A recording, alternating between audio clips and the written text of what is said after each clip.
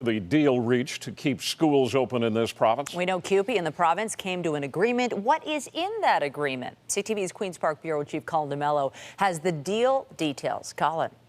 Well, the government certainly gave up a lot of money, Michelle, but I'm hearing from sources inside government that they're pretty happy with the deal tonight. And this is why. While they did give up millions of dollars to the union, they were able to hold the union to a 1% wage increase per year for the life of the contract, 3 years. And they say that will result in significant savings.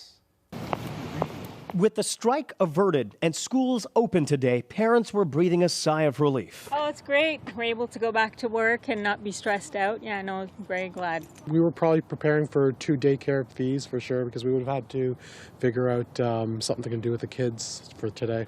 Late last night, the Ford government and the union representing 55,000 school support workers reached a deal hours before the deadline. If we put students first, if we make them the very center of our focus in these negotiations, that the government, in conjunction with our union partners and trustees, can land deals. And the mission for us was to keep kids in the class.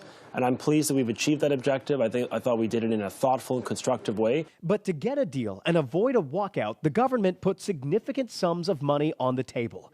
The province will pay nearly $80 million per year for 3 years to save hundreds of CUPE education jobs.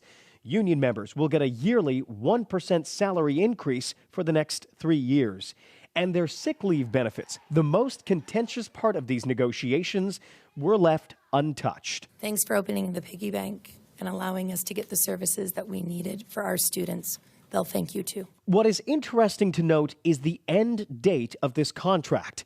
When Premier Doug Ford had learned that contracts were set to expire this year on August 31st, he promised change. Isn't it amazing how the previous government and the union sets a date of August 31st right before the kids go back to school?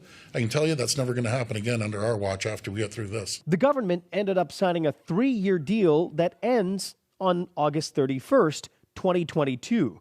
And while the contract expires just days before another school year, it also expires during an election year. I can't predict at this point in time what the next election is going to be about. But what I can tell you is New Democrats will always stand up for public education. It all but guarantees that education will become a major election issue in 3 years' time.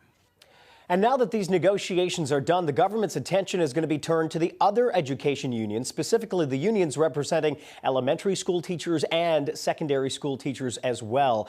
They're going to try to hold them to that 1% salary increase as well for 3-year contracts or 4-year contracts.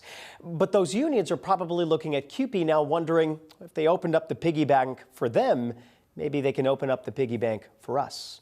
Reporting live at Queen's Park, I'm Colin DeMello. Ken and Michelle, back to you.